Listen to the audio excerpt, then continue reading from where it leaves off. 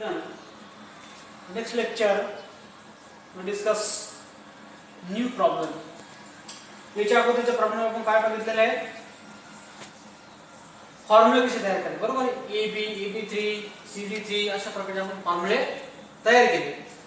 आता या प्रॉब्लेमला आपल्याला काही गोष्टी काढायच्या आहेत. फॉर एक्झाम्पल याची एज लेंथ काढायची आहे, व्हॉल्यूम ऑफ युनिट सेल काढायची आहे, डेन्सिटी काढायची आहे. अशा प्रकारच्या गोष्टी आज या पुढच्या आता नवीन प्रॉब्लेम मध्ये आपल्याला शिकायच्या. बघा प्रॉब्लेम काय दिलेला आहे, sodium crystallise in BCC structure. Structure कोणतं आहे, body centred BCC. If the atomic radius of sodium is 186 picometer, हे काय दिले याचं atomic radius दिले 186 पिकोमीटर. Find the following. आपल्याला खाली खाली काय दिलेल्या गोष्टी काढायच्या. काय काय काढायचं आपल्याला, पहिली गोष्ट एज लेंथ काढायची, दुसरी गोष्ट व्हॉल्यूम ऑफ युनिट सेल काढायची, आणि तिसरी गोष्ट density of sodium crystal. Sodium याचं काय काढायची आहे, डेन्सिटी, व्हॉल्यूम आणि एज लेंथ या तीन गोष्टी आपल्याला या प्रॉब्लेम मध्ये काढायच्या. प्रॉब्लेम मध्ये काय दिलेलं फक्त एक BCC स्ट्रक्चर आहे, त्याच्यामध्ये सोडियम आहे, त्याची ॲटॉमिक रेडियस किती दिली आहे 186 पिकोमीटर. आपल्याला त्याची एज लेंथ काढायची आहे, व्हॉल्यूम ऑफ युनिट सेल काढायची आहे, आणि डेन्सिटी ऑफ सोडियम क्रिस्टल काढायचं. बघा त्याची मांडणी कशी करायची. पहिले काय लिहायचं, सोल्युशन आणि given. Sodium has BCC structure. आपल्याला काय माहिती आहे, सोडियम हा कोणता स्ट्रक्चर आहे, BCC. What is BCC, body centred cubic structure. Number of sodium atom in the unit cell, number of sodium atom in the unit cell. त्यानंतर atomic radius RN is equal to 186 picometre. हे काय म्हणतात, radius ratio आहे की नाही, R. Radius ratio किती याचा 186 picometre. त्यानंतर ॲव्होगाड्रो नंबर. ॲव्होगाड्रो नंबर व्हॅल्यू आपल्याला प्रत्येकाला माहिती असते. N is equal to 6.022 into 10 to the power 23 mole inverse. ही कशी व्हॅल्यू आहे, ॲव्होगाड्रो नंबर. आता आपल्याला कोणती गोष्ट काढायची, edge length A, volume of unit cell. Edge length आपण कशा व्हॉल्यूम ऑफ कसं काढतो, क्यूब ना, A into A into A is equal to A cube. त्यानंतर डेन्सिटी, डेन्सिटी म्हणजे मास अपॉन व्हॉल्यूम. आता काय करायचं, आपण एज लेंथ काढायची. वी नो दॅट आपल्या याच्या अगोदरच्या लेक्चरला आपण ज्यावेळेस पॅकिंग इफिशियन्सी बघितलं, बरोबर. पॅकिंग इफिशियन्सी आपण प्रत्येकाचं फॉर्म्युलानुसार त्याची पॅकिंग इफिशियन्सी काढली होती. For example simple cubic, body centred आणि फेस सेंटर्ड, है की नाही. प्रत्येकाच्या फॉर्म्युला आहेत, आपण याची पॅकिंग इफिशियन्सी प्रूव्ह करून दाखवली. त्याचा फॉर्म्युला होता. आता पहा आपल्याला काय करायचं, या ठिकाणी एज लेंथ काढायची. काय काढायची आहे, एज लेंथ. आता कोणतं स्ट्रक्चर आहे आपलं, BCC, है की नाही. याचं सूत्र तुम्हाला आठवतं का, √3/4 into A असं एक सूत्र होतं बा. आता आपल्याला काय करायचं आहे, रेडियस रेशियो आहे की नाही, RN is equal to √3/4 into A. आता याचं कन्वर्जन कसं आलं, A इकडे आलं, याचं काय आलं, हा 4 वरती गेला, 4/√3 4/√3 into RNA. RNA radius ratio द्वारे आपल्याला काय करायची, एज लेंथ काढायची. म्हणजे कसं येईल, 4/√3 4 divided by √3 into 186 पिकोमीटर. आता 186 पिकोमीटर आपल्याला काय दिली, याची रेडियस रेशियो ही दिलेली व्हॅल्यू आहे, बरोबर आहे. या सूत्रामध्ये किंमत टाकायची, 4/√3 into 186 picometre is equal to 4.30 picometre. ठीक आहे. एज लेंथ कशामध्ये आली, याची पिकोमीटर मध्ये आली. PM म्हणजे काय, पिकोमीटर मध्ये आली, बरोबर आहे. हे कसं काढलं समजलं का, हे सूत्रानुसार 4/√3 into 186 पिकोमीटर. आता तुम्ही सांगा 4/3 ही व्हॅल्यू कुठून आली, ही व्हॅल्यूला दिलेली होती. कशी व्हॅल्यू ही, बॉडी सेंटर क्यूबिक स्ट्रक्चरची व्हॅल्यू आहे. जसे की आपण ज्यावेळेस पॅकिंग इफिशियन्सी प्रूव्ह केलं होतं त्यावेळेस ही व्हॅल्यू दिली आपल्याला. ही हा फॉर्म्युला दिला होता, A is equal to 4/4/√3, है की 4/√3 into 186 ही काय पिकोमीटर आहे, है की. आपला टोटल व्हॅल्यू किती आली पिकोमीटर याची, सोडियमची एज लेंथ किती आली, A 430 पिकोमीटर. आता पिकोमीटरचं आपल्याला कशामध्ये कन्वर्जन करायचं आहे, सेंटीमीटर मध्ये करायचं. सेंटीमीटर मध्ये कसं कन्वर्जन, ते हा पॉईंट इकडे 4.3 into 10 to the power 8 centimetre, है की नाही. पिकोमीटर कशामध्ये कन्वर्जन केलं आपण हे सेंटीमीटर मध्ये गेलं. बरोबर आहे. हे समजलं इथपर्यंत. आता पुढे बघा. पुढे काय बघायचं याचं आपल्याला व्हॉल्यूम बघायचं आहे नाही.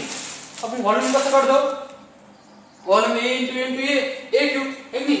मास of unit cell is equal to A cube. 4.3 into 10 to the power 8 minus 10 to the power minus 8 centimetre 8 चा क्यूब.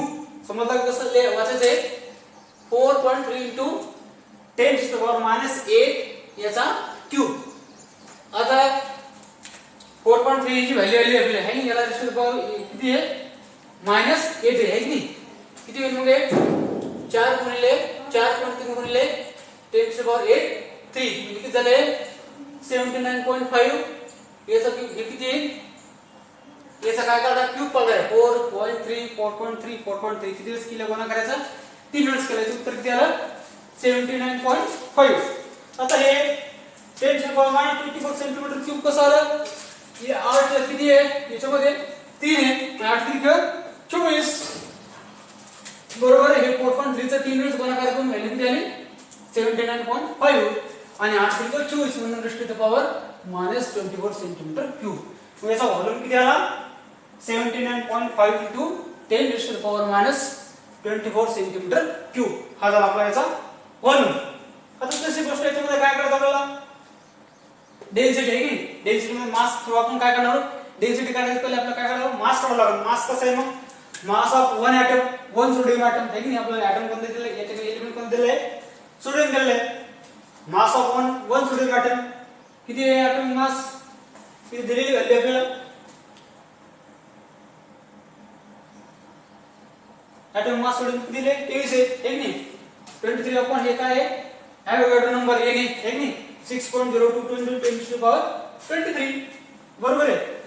याचा 23 भागिले 6.022 याचा जर भागाकार केला किती येतो? 3.82. हे रेस्ट टू द पॉवर वर गेले तर काय झाले? मायनस मध्ये गेले. बरोबर आहे. मग मास ऑफ 2 सोडियम एटम आपलं स्ट्रक्चर कोणतं आहे? बीसीसी आहे की नाही. बीसीसी स्ट्रक्चर असल्यामुळे किती एटम टोटल बीसीसी मध्ये? There are 2 atom. मग सोडियम मध्ये किती एटम आहे? There are 2 sodium atom is equal to 2 into 3.82 into 10 to the power -23. आता हे समजलं का व्हॅल्यू कशा पुट केल्या? 2 हे कुठून आले? कारण आपला एटम कोणता आहे? आपला बीसीसी स्ट्रक्चर आहे. बीसीसी म्हणला टोटल किती एटम आहे? त्याच्यामध्ये 2 येतात. 2 गुणिले हे 3.82 संख्या कुठून आली? की मास ऑफ वन एटम. याचा एटॉमिक मास हे काय एटॉमिक मास दिलेला आहे सोडियमचा 23 भागिले 6.022 हे काय आहे? याचा एवोगॅड्रो नंबर. याचा आपण भागाकार केला उत्तर किती आलं? 3.82. रेस्ट पॉवर वर गेले तर काय झाले? मायनस मध्ये गेले. मास ऑफ 2 एटम 2 गुणिले 3.82 into 10 to the power 23 म्हणजे 2 गुणिले 3.82 उत्तर किती येतं? 7.64 into 10 to the power -23 gram. म्हणजे 2 एटमचे मास किती आले? ठिकाणी 7.64 into 10 to the power 23 gram. आता आपल्याला काय करायचं? हे कसे झालं? मला आपल्याला 2 सोडियम एटम मास आला किती आला? 7.64 into 10 to the power -23 gram. आता दुसरी गोष्ट काय करायची आपल्याला? याची डेन्सिटी काढायची. डेन्सिटी कशी काढायची? डेन्सिटी सूत्र आपल्या पद्धतीमध्ये mass upon volume. Mass of unit cell upon volume of unit cell. आता मास ऑफ युनिट सेलची व्हॅल्यू आपण इथे काढलेली किती आली? 7.64 into 10 to the power 23 divided by volume of unit cell आपण काढलेली कुठतरी इथं 79.5 into 10 to the power 24 centimetre cube आहे की. याचा दोन्ही काय करायचा? भागाकार करायचा. किती उत्तर येईल? 0.961 ग्रॅम सेंटीमीटर क्यूब इनवर्स आहे की. 7.64 डिवाइड बाय 79.5 आहे की. हे वरती गेलं तर काय होईल? 23 होईल. म्हणजे दोन्ही 23 म्हणून काय होईल? एक कमी होईल. कमी म्हणजे काय होईल? डायरेक्ट सेंटीमीटर क्यूब येईल. हे काय दोन्ही कॅन्सल होत जाईल. तर उत्तर किती येण्याचं? 0.961 ग्रॅम. बरोबर आहे. हे काय आलं आपलं? याची काय आली? डेन्सिटी आहे. डेन्सिटी. मग आपण या ठिकाणी किती गोष्टी काढल्या? 3 गोष्टी काढल्या. 3 कोणत्या काढल्या? याची एज लेंथ काढली, याची व्हॉल्यूम ऑफ युनिट सेल काढलं आणि डेन्सिटी काढली. बरोबर आहे. आपल्याला तेच विचारलं होतं ना, एज लेंथ, व्हॉल्यूम आणि डेन्सिटी. बघा अशा प्रकारचा सोपा प्रॉब्लेम आपण या ठिकाणी बघितला. तर प्रत्येकानं काय करायचं, घरी याला सोडून बघायचं. आता सगळ्यांना हा समजला असेल, त्याचं व्यवस्थित नोट्स तयार करून प्रत्येकाने ग्रुपवर टाकायचे आहे. जो कोणी विद्यार्थी ग्रुपवर टाकणार नाही त्याची नोंद आमच्याकडे राहील. आणि प्रत्येकाला सूचना आहे की दिलेलं होमवर्क दररोजच्या दररोज सरांच्या व्हिडिओवर टाकायचं. ओके, प्रॉब्लेम सोपं आहे, यात काही अडचण असेल तर सांगायचं. आता बाकीच्या प्रॉब्लेम आपण नेक्स्ट लेक्चरला बघू.